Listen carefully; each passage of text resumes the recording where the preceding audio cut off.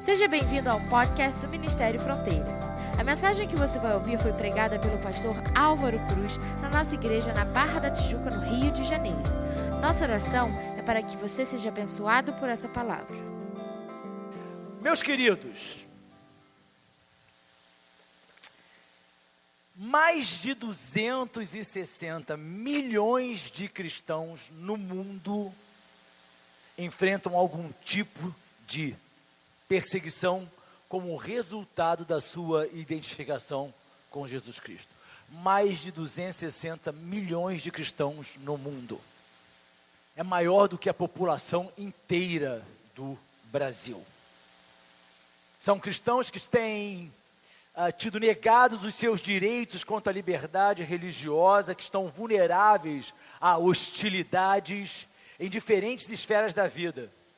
Na família, na profissão, no seu direito como cidadão. E quando eu falo perseguição religiosa, eu estou dizendo que ela ocorre quando esses cristãos não têm seus direitos de liberdade religiosa garantidos, quando a conversão ao cristianismo é proibida, e em muitos países já é proibida por lei, presta atenção, é proibido você se converter ao cristianismo, é lei, não é nem uma questão tão somente de comportamento social, é proibida por conta de ameaças vindas do governo ou de grupos extremistas, quando eles são forçados a deixar suas casas ou empregos por medo da violência que pode alcançá-los, quando eles são agredidos fisicamente ou até mesmo mortos por causa da sua fé, quando são presos,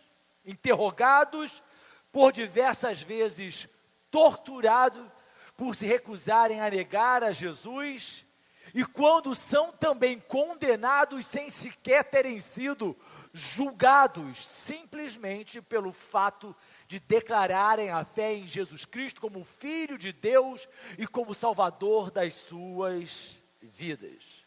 O cristianismo é indubitavelmente a religião mais perseguida no mundo.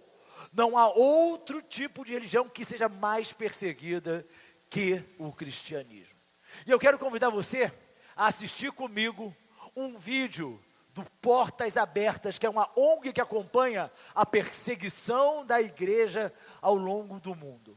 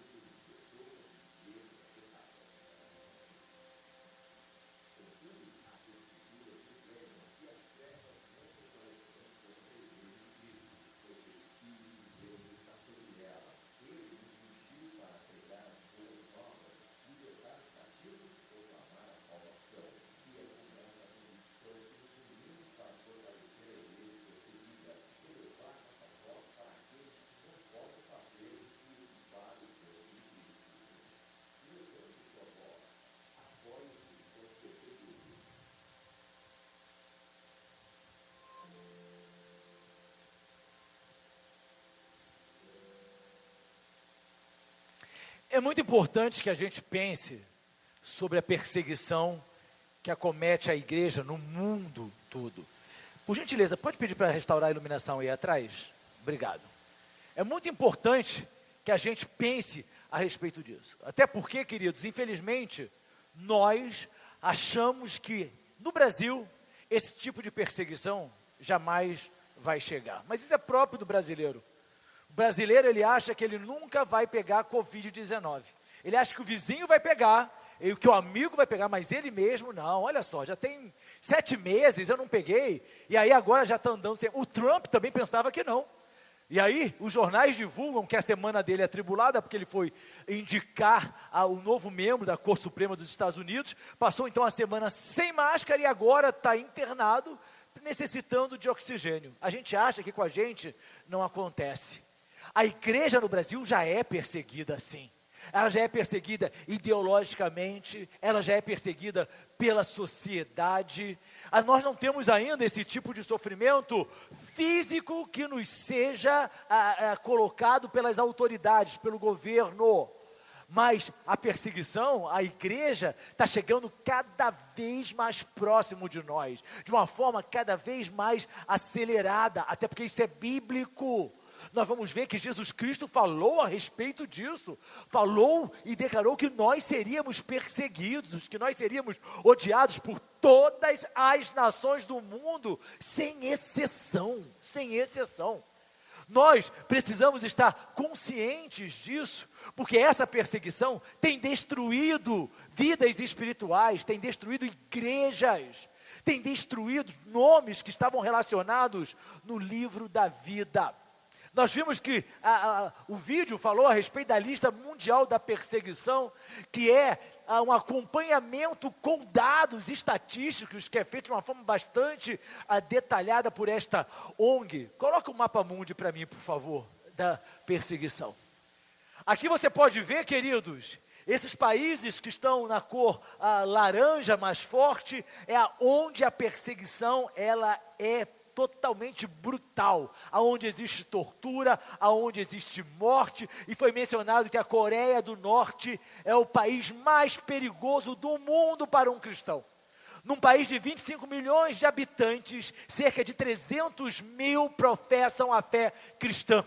Desses 300 mil, 50 mil estão presos em campos de concentração, que tem condições piores, segundo esta ONG, do que Auschwitz. E ali eles passam fome, necessidade, sofrem tortura, mas não negam o nome de Jesus Cristo. Para nós é uma realidade distante. E eu fico pensando, quantos de nós seríamos capazes de resistir se submetidos a condições tão extremas quanto os nossos irmãos, que nós vamos ver no céu, estão ali simplesmente por serem fiéis a Jesus. Nós abdicamos da fé em Jesus Cristo porque a minha família está me perseguindo. Minha família está dizendo que eu estou fanático, minha família está dizendo que eu estou indo muito à igreja, minha família está dizendo que eu estou lendo muito a Bíblia, e aí a gente acha que isso é uma perseguição e abre mão. Quando os nossos amigos estão dizendo, qual é, cara, você está muito diferente, hein? Cuidado, hein, pastor, está fazendo a tua cabeça, porque é isso que eles gostam de dizer. Eu tenho um poder que ninguém imagina. Os pastores têm o poder de mudar a cabeça das pessoas, fazer lavagem cerebral. E aí, tem muita gente que abandona a fé. Estou sendo perseguido no trabalho, é sério que isso é perseguição? Estou sendo perseguido na família, é sério que isso é perseguição? A gente precisa entender o que a Bíblia fala verdadeiramente sobre perseguição. Jesus Cristo foi perseguido. Nós vamos celebrar aqui a Santa Ceia. E a Bíblia declara que todas as vezes que nós comemos do pão e nós bebemos do cálice, nós anunciamos a morte do Senhor, a morte de Jesus Cristo. E essa morte foi resultado de perseguição de um povo que literalmente liberou um assassino e pediu que o Filho de Deus fosse crucificado. Isso se chama perseguição, o exemplo está dado. Ele disse, me perseguiram, vão perseguir vocês também. E nós precisamos analisar a nossa fé, olhar para dentro de nós, para entendermos a que ponto verdadeiramente nós somos crentes. A que ponto verdadeiramente nós estamos comprometidos com Deus?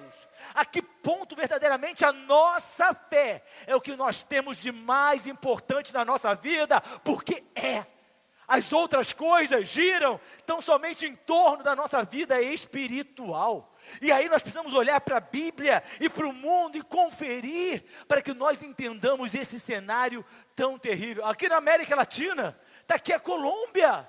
A Colômbia é o 41º país em perseguição religiosa. As Farc, que todos nós já ouvimos falar, que assassinam cristãos, que matam crentes. E está aqui, vizinho, do lado, fazendo conosco, olha aqui, ó, fronteira. Não é uma realidade distante, queridos. Não é verdade. A Colômbia persegue mais os crentes do que a própria Rússia. A Rússia, que tem um sistema de perseguição muito também caótico em relação aos cristãos, mas a Colômbia está em 41º e a Rússia em 46º.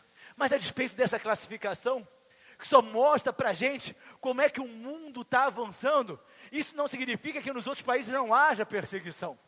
Aqui estão os países onde a perseguição é maior, começando, como eu já mencionei, com a Coreia do Norte, passando em segundo lugar pelo Afeganistão, Somália, vindo a Líbia, Paquistão, Eritreia, Sudão, Iêmen, Irã, Índia, com mais de 1 bilhão de habitantes. Olha para cá. O BJP, que é o Barayan Jabari Party, é um partido político e está no governo. E esse partido político declarou que para ser indiano, precisa seguir a religião hindu. Se você não segue a religião hindu, você não é indiano. E eles pretendem acabar, como nós vimos aqui, até o ano de 2021, acabar com todos os cristãos naquele país. Ou seja, eu digo, eu nasci na Índia, eu sou indiano. Se você é cristão, você não é indiano. Se você não é indiano, você não tem direitos civis. Você não tem direito a serviço de assistência social. Você não tem acesso ao sistema de saúde. Você não tem acesso a passaporte. E agora, por exemplo, num tempo de crise, devido à pandemia, aonde as pessoas estão sendo socorridas com $33. $33 é o socorro. Os cristãos não podem receber, porque só os indianos têm direito. Mas ele nasceu lá, mas não interessa, ele é cristão, então ele não é indiano. E isso não é perseguição. Isso é o quê? Me digam, queridos. Olhem para nós. Olhem para as pessoas que estão do seu lado. Nós convivemos na igreja e muitas vezes não conhecemos as histórias. Nós temos sim perseguições diferenciadas. Nos setores com os quais nós convivemos, nos setores que fazem parte da nossa vida profissional, estudantil, nós temos sim perseguições que são veladas, mas outros que sofrem perseguições também que são muito difíceis. Mas isso é bíblico. A gente vai entender a história da perseguição aos cristãos. E é claro que eu só vou poder dar pinceladas aqui, porque eu precisaria de no mínimo 2 semestres de aula de seminário para poder passear por toda a história da igreja e nos seus momentos de maior perseguição. A igreja tem sido perseguida, às vezes com intervalos de tolerância, mas ao longo de toda a sua história. Mas isso já começou lá no livro de Gênesis. É claro que a gente sabe que a igreja foi inaugurada no dia de Pentecostes, ou seja, 10 dias depois que Jesus Cristo foi assunto aos céus, quando Pedro, já batizado com o Espírito Santo, pregou e mais de 3.000 pessoas se converteram ali em Jerusalém durante a festa de Pentecostes. Mas muito antes, lá no livro de Gênesis, quando você vê o pós-jardim do Éden, quando Caim e Abel trouxeram as suas ofertas ao Senhor, e aí um olhou e invejou a forma sincera com que aquele trazia a sua oferta verdadeiramente a Deus. E ali houve a perseguição a ponto de um matar o outro. Ali já estava declarado que quem verdadeiramente deseja servir a Deus vai ser perseguido. Presta atenção. Se nós não tivermos compromisso com Deus, mesmo nos chamando de crentes, mesmo chamando de Bíblia, de evangélico, de aleluia, sei lá o que é que você quer que as pessoas chamem você, se nós não vivemos esse relacionamento plenamente com Deus, você não vai ser perseguido não se preocupe, você vai ser aplaudido. Satanás não está interessado em perseguir quem anda da forma que ele quer que ande, não importa o título que você se dê. Mas a Bíblia declara, aqueles que genuinamente vivem em Cristo serão perseguidos. A Bíblia diz, nós vamos ver o versículo assim, de fato, indubitavelmente, não questionem. Se você viver plenamente em Cristo, você vai ser perseguido. Aí, queridos, a igreja, desde o seu início, que nós chamamos de igreja primitiva, teve seus momentos de perseguição, na onda de perseguição romana. Ora muito perseguida, ora um pouquinho tolerada, mas perseguida. Uma grande perseguição aconteceu com Nero, que foi imperador, que ateou o fogo em Roma, um homem louco, que queria reconstruir Roma, para deixar o seu nome inesquecível na história. E aí ele colocou fogo em 2/3 de Roma. Aliás, o incêndio perdeu o controle. E como ele queria registrar o nome dele, e deixou registrado. Eu mencionei aqui, eu não conheço ninguém chamado Nero. Pessoa, mas cachorro eu conheço aos montes. Um monte de cachorro, quando eu era criança, se chamava Nero. O lá de casa, inclusive. Era um pastor alemão que se chamava Nero. Mas ele precisava transferir essa responsabilidade para alguém. E aí ele começou uma perseguição tenebrosa aos cristãos. Foi ele quem decapitou Pedro. Foi ele quem ateou fogo a mais de 3.000 cristãos e mandou que seus corpos, sendo queimados, iluminassem as ruas de Roma, só porque eram crentes. Eram romanos, mas eram crentes. Foi ele que mandou que os cristãos fossem vestidos com peles ensanguentadas de animais e fossem jogados no circo máximo, porque o Coliseu não existia naquela época. E aí, onde hoje é a Piazza Navona. E aí, queridos, eles eram lançados e as feras devoravam. E a história registra que enquanto eles eram devorados, eles cantavam louvores, hinos a Deus, sendo devorados por feras. Não consigo cantar, pastor. Eu estou com falta de dinheiro para pagar a conta. Estou tão triste que eu não consigo cantar ao Senhor. Eu estou com um problema muito sério no meu trabalho. A minha produtividade caiu. Estou tão abatido. É sério isso, gente? Que tipo de cristão nós somos? Para a igreja, a perseguição fazia parte do compromisso com Deus. É por isso que a gente encontra homens e mulheres com tanto denodo, com tanta coragem, com tanta determinação. Eles sabiam quem eram, eles sabiam a quem serviam, eles sabiam para onde eles iriam. Por isso que mesmo sendo perseguidos, eles louvavam ao Senhor, eles adoravam ao Senhor. Homens que ao longo da história deram suas vidas como mártires, para que eu e você hoje pudéssemos estar aqui, adorando ao Senhor. Foram eles que semearam o Evangelho, que atravessou séculos e chegou até a nós. E nós estamos aqui nos acovardando. Não quero pregar o Evangelho não, porque não quero incomodar meu vizinho. Não vou falar para ele de Jesus não. De futebol a gente pode falar porque ele gosta, mas falar de Jesus, convidar para a igreja, nem pensar, não. O que é que ele vai dizer de mim? O que é que ele vai dizer? Nós somos covardes. Nós temos medo de sermos perseguidos, de sermos identificados como crentes, como filhos de Deus. Podem me chamar do que quiser, podem me chamar de aleluia, de Bíblia. Uma coisa eu sei, quando o meu nome for chamado por Jesus, eu vou estar com Ele no céu. A perseguição era algo tão severo, a história registra isso, queridos. Existe um documento chamado Carta a Diogneto. Essa carta foi escrita no ano 120, o autor de origem desconhecida, mas ele estava respondendo a um romano de nome Diogneto, que estava perguntando, ele não entendia como é que esses cristãos perseguidos são e não abrem mão da sua fé. E nesta carta, que é uma joia da experiência cristã, ele escreveu referindo-se aos cristãos. Eles amam a todos, mas são perseguidos por todos. São desconhecidos e condenados, recebem a pena de morte, mas ganham a vida eterna. Isso no ano 120, depois que há quase 2.000 anos atrás. Tertuliano, que vocês conhecem, que é considerado um dos pais da igreja.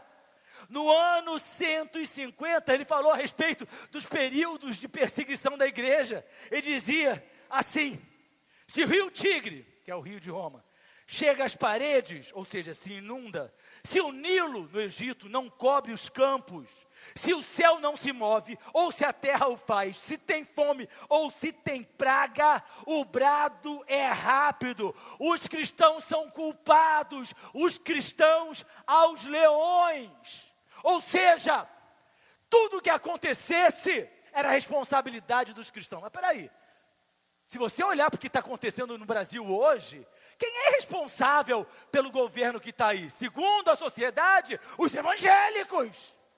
Os evangélicos são responsáveis. Por quê? Porque eles discriminam pessoas, porque eles não são politicamente corretos, porque eles não aceitam o pecado como tem que aceitar. E aí, nós somos perseguidos como discriminadores, como aqueles que não aceitam o politicamente correto.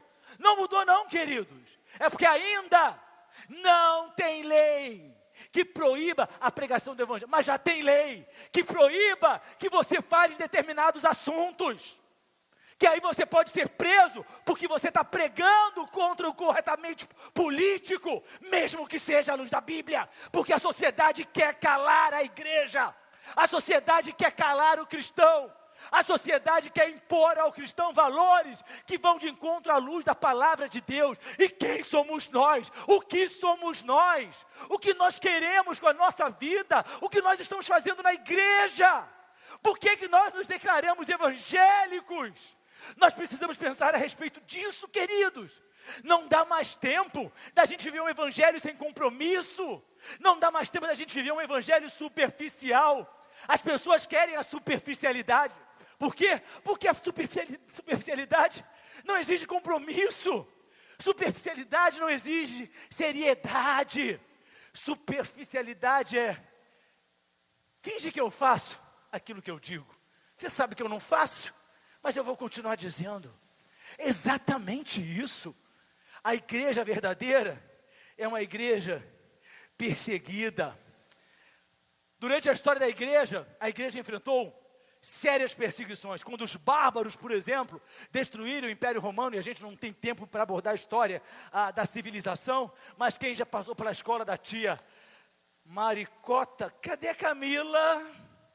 Camila! Ou como a Camila disse, escola da tia Cocota. A sua tia podia ser Cocota, a minha não era não. A minha não era não.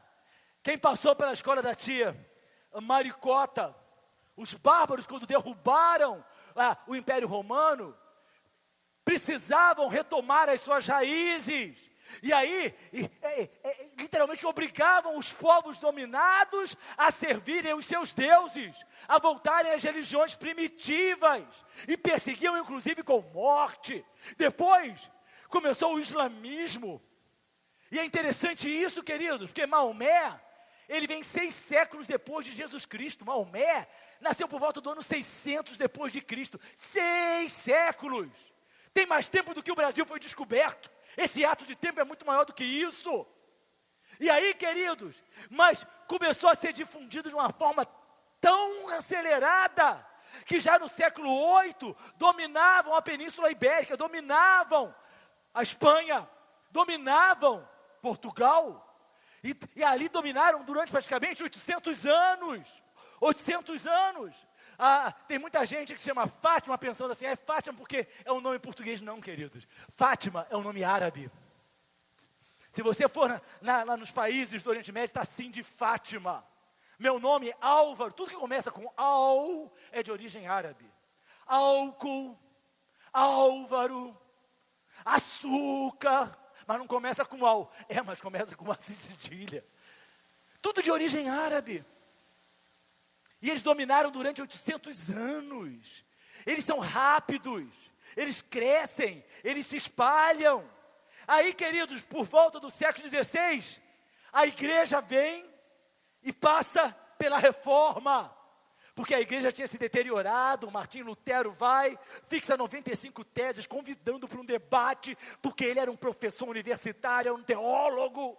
E fixa 95 teses na porta da capela do castelo de Wittenberg, onde a igreja visitou, onde a igreja esteve. E aí iniciou a reforma protestante. E aí começa um novo tipo de perseguição. que está em voga até hoje. A igreja se levanta para perseguir a igreja. A igreja católica se levanta, cria um chamado Concílio de Trento, cuja finalidade era destruir a reforma protestante. Foi nesse Concílio de Trento que a Bíblia se separou, foi criada uma Bíblia católica. Foram acrescentados livros, chamados livros apócrifos. Por isso que a nossa Bíblia tem 66 livros e a Bíblia católica tem 73, criada no Concílio de Trento, porque a nossa Bíblia não vai ser igual à dos reformados. E aí vem a Inquisição, que levou homens para a fogueira, que queimou mulheres e homens, que queimou Savonarola, ou antes deles até, John Hus e outros mais, homens de fé, homens que deram a sua vida, estavam assim, é só você negar que você não é queimado, é só você dizer que você não é cristão, que você não serve a Deus, que você não adora, que você adora Maria, que você não vai ser queimado, e eles permaneceram fiéis e foram para a fogueira. Nós hoje somos assim. Se você não negar Jesus Cristo, eu vou queimar seu dedinho na boca do fogão. Não, por favor, eu nego Jesus, mas não queima meu dedinho, não. Nós somos covardes, queridos. Esta que é a verdade, nós somos covardes. Nós ouvimos, somos tão covardes, que quando a sociedade começa a bater nos evangélicos, os evangélicos começam a bater também, para a sociedade dizer, eles pensam como nós. É claro que a gente sabe que está espalhado por aí, homens e mulheres, como os escândalos recentes, envolvendo pastoras, envolvendo pastores, e aí a sociedade começa a dizer, é tudo farinha do mesmo saco, e a igreja se levanta e diz, é mesmo, nós somos covardes, nós temos medo de perseguição, mas nós já estamos sendo perseguidos, nós já estamos, queridos, numa fase da história que não há como retroceder. E aí, chega o século XX, comunismo, 1917, Revolução Bolchevique, Rússia. E aí, o comunismo, regime ateísta, exclui Deus, você não pode crer em nada, você tem que crer no regime, você tem que crer no sistema da Coreia do Norte, é obrigado a adorar os ditadores.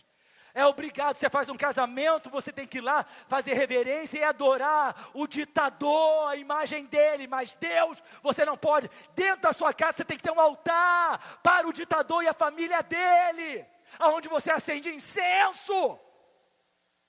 E aí, queridos, sem Bíblia, pessoas que às vezes o que tem é um pedaço de papel com um versículo copiado, ou um versículo que ela decorou um dia porque alguém falou para ela.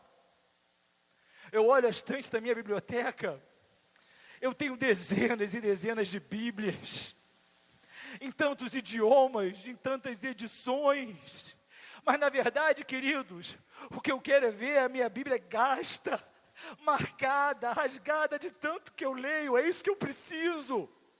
Eu não preciso ter a Bíblia na estante, eu preciso ter a Bíblia no meu coração. A palavra de Deus diz, escondi a tua palavra no meu coração para não pecar contra ti. Nós ainda temos o privilégio de podermos estar aqui reunidos, nós cantamos, levantamos as nossas mãos. Nós temos a liberdade aí do privilégio de ir e vir. E nós somos cristãos tão fracos. E aí eu tenho irmãos que estão em campos de concentração em países como a Coreia do Norte, que estão me dando exemplo do que é a verdadeira fé, do que é não desistir nunca, do que permanecer fiel até a morte, para receber a coroa da vida. Isso é ser um com eles, isso é verdadeiramente nós servirmos ao Senhor. Mateus 5:10-12 vai ser o texto da nossa pregação, e é claro que o tema da nossa pregação não poderia ser outro a não ser #um com eles. Mateus 5, versículos 10-12 diz assim: Bem-aventurados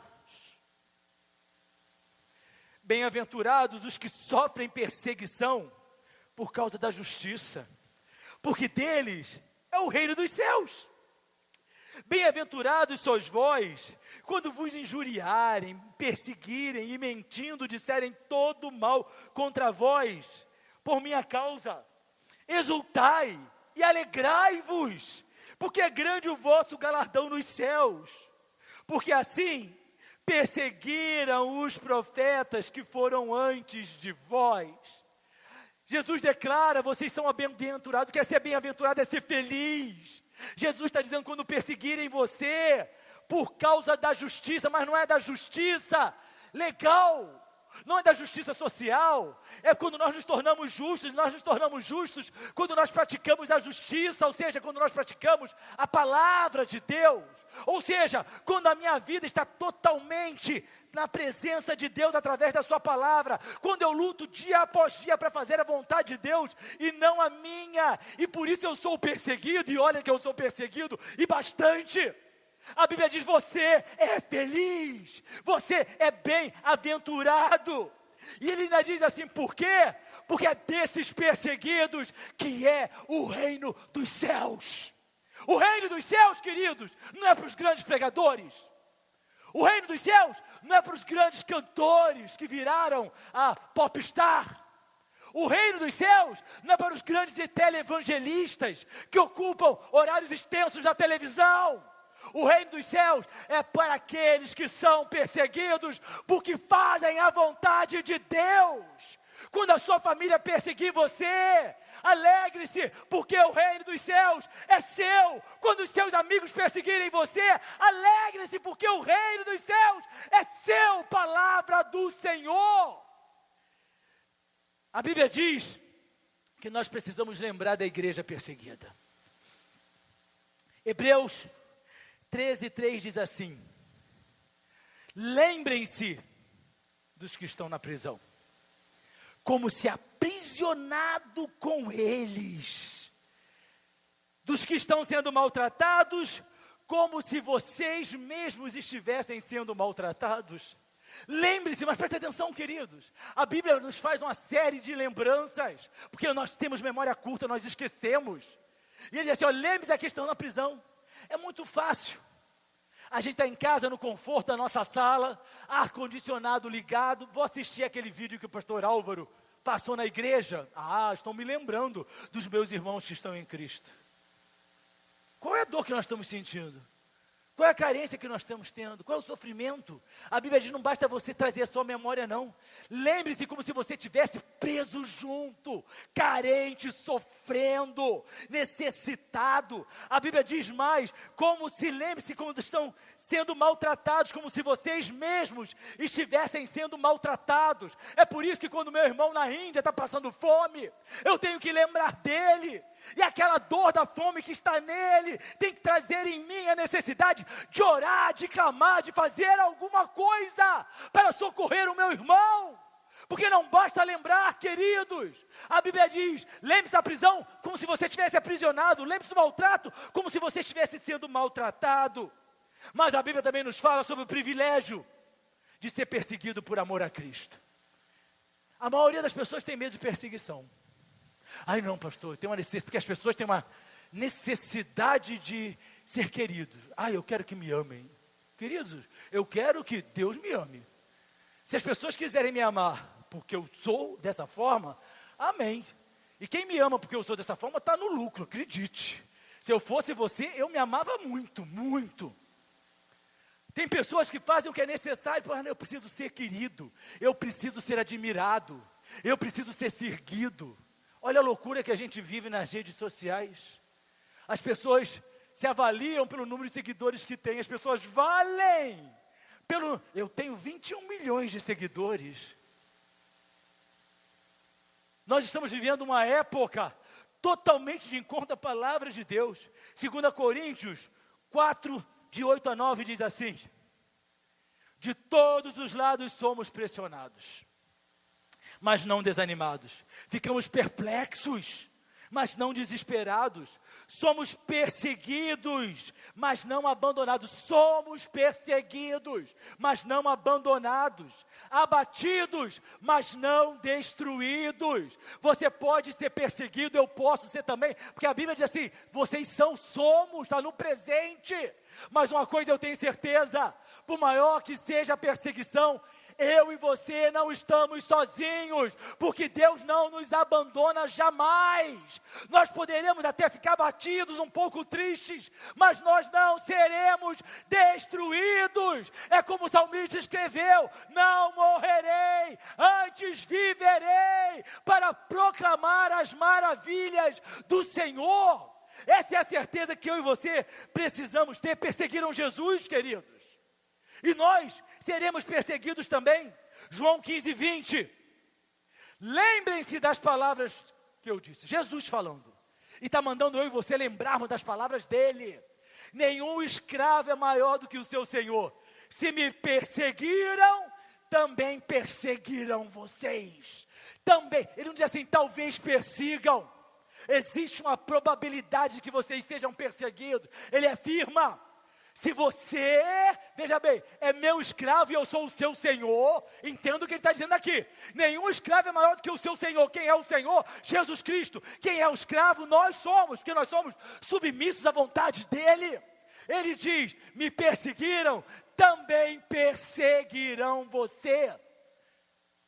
Se em nenhum momento da sua vida você foi perseguido, se em nenhum momento da vida você experimentou isso ainda, significa, queridos, que você ainda não é escravo da graça, como você deveria ser. Porque trevas incomodam a luz. Trevas incomodam a luz. Se eu apagar todas essas luzes, apagar tudo, deixar no breu, e de repente eu jogar uma lanterna na sua cara, você vai dar um salto. Por quê? Porque aquela luz do meu celular, ela é suficiente para ofender as trevas desse salão inteiro. Então, queridos, se você é luz, e a Bíblia diz que não há comunhão entre as trevas e a luz, nós seremos perseguidos. Nós seremos perseguidos quando vivermos plenamente Jesus Cristo. 2 Timóteo 3,12. De fato, ou seja, incontestavelmente, não há como você refutar. Todos, absolutamente todos, não escapa um sequer, entenda a Bíblia, não escapa um sequer, que desejam viver piedosamente em Cristo, serão perseguidos. Todos os que quiserem fazer a vontade de Jesus serão perseguidos. Não há um sequer que escape, não há um sequer que vai ser dispensado desse sofrimento. Palavra de Deus mostra para mim e para você que Jesus declarou que seríamos perseguidos e odiados por amor. Então presta atenção, odiados. Você sabe o que é ódio? Aquela repugnância absoluta, total, que você sente por algo. Mateus 24:9. Então, eles os entregarão para serem perseguidos e condenados à morte. Vocês serão odiados por todas as nações por minha causa. Todas as, não tem uma nação sequer que não vá nos odiar. Não, pastor, eu estou indo lá para os Estados Unidos, porque lá já foi um país de maioria cristã, atualmente não é mais, mas lá não é queridos. Califórnia, está proibido o culto, está proibido cantar ao ar livre, louvar a Deus, você vai preso, porque o governador baixou a lei. Eu já mencionei aqui, tem um pastor de uma grande igreja, está sendo multado $100 mil por dia, deve ser uma igreja imensa realmente, para bancar essa multa, mas está fazendo culto, que ele disse, eu não vou me submeter. Anunciaram que ele vai ser preso, ele falou, não tem problema, eu vou abrir uma igreja na prisão. Está sendo perseguido, odiado, por amor a Jesus Cristo. Devemos, para terminar, nós devemos sofrer como cristãos.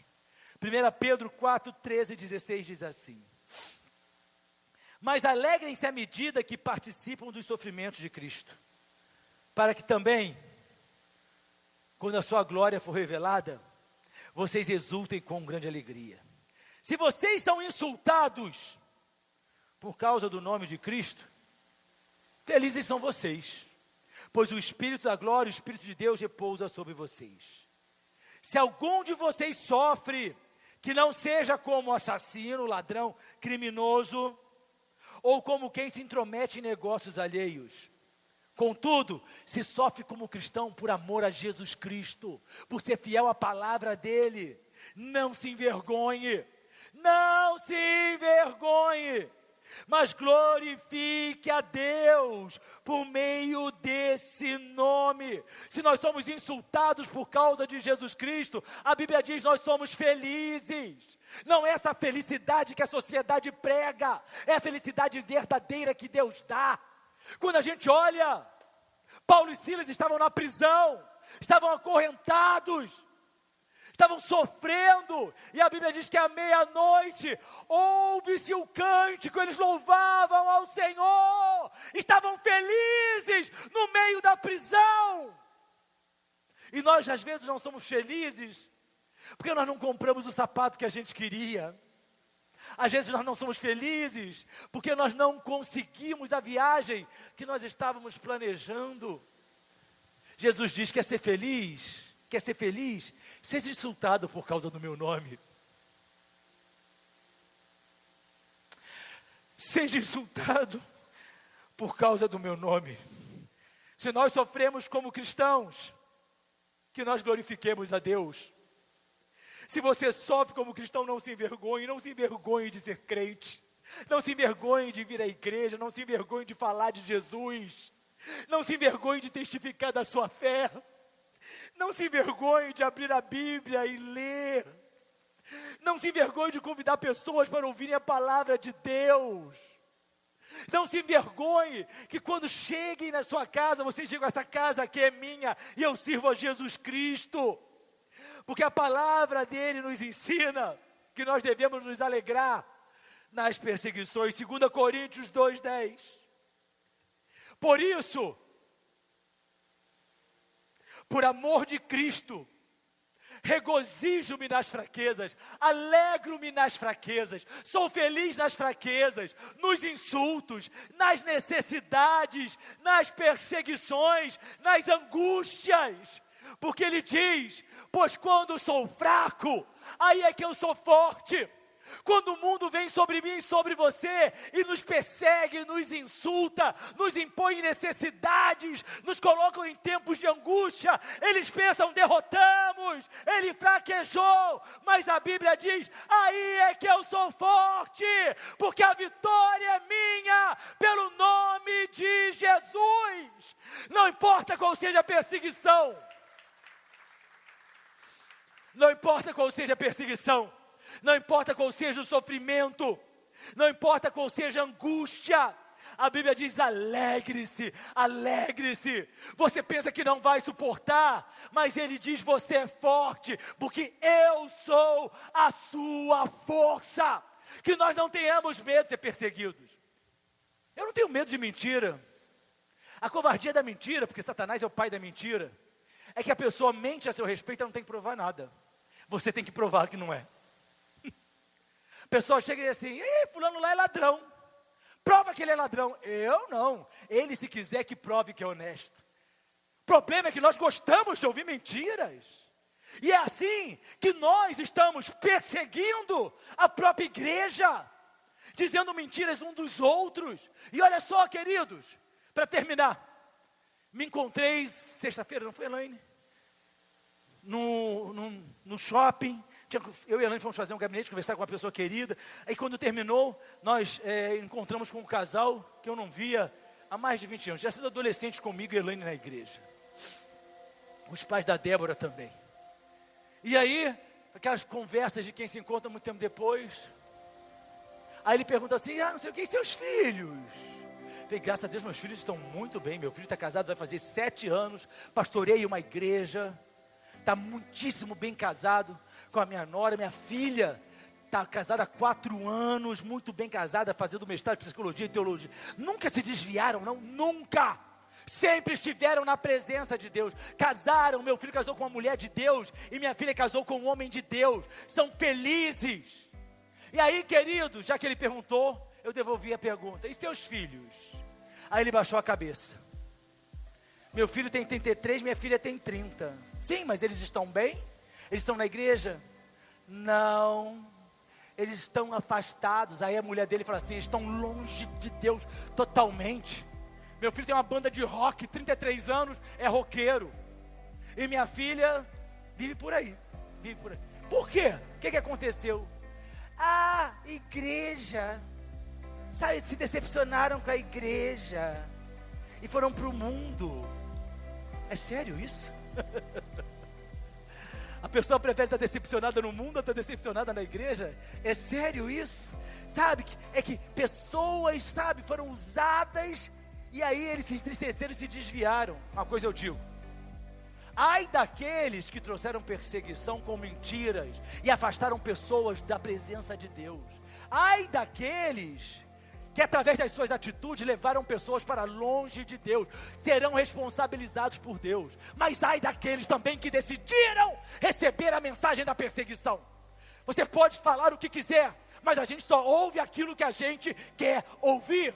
Então, queridos, que nós sejamos perseguidos. Eu sou perseguido, Jesus foi perseguido, e a Bíblia diz que ele foi como ovelha muda. Ele não falou nada.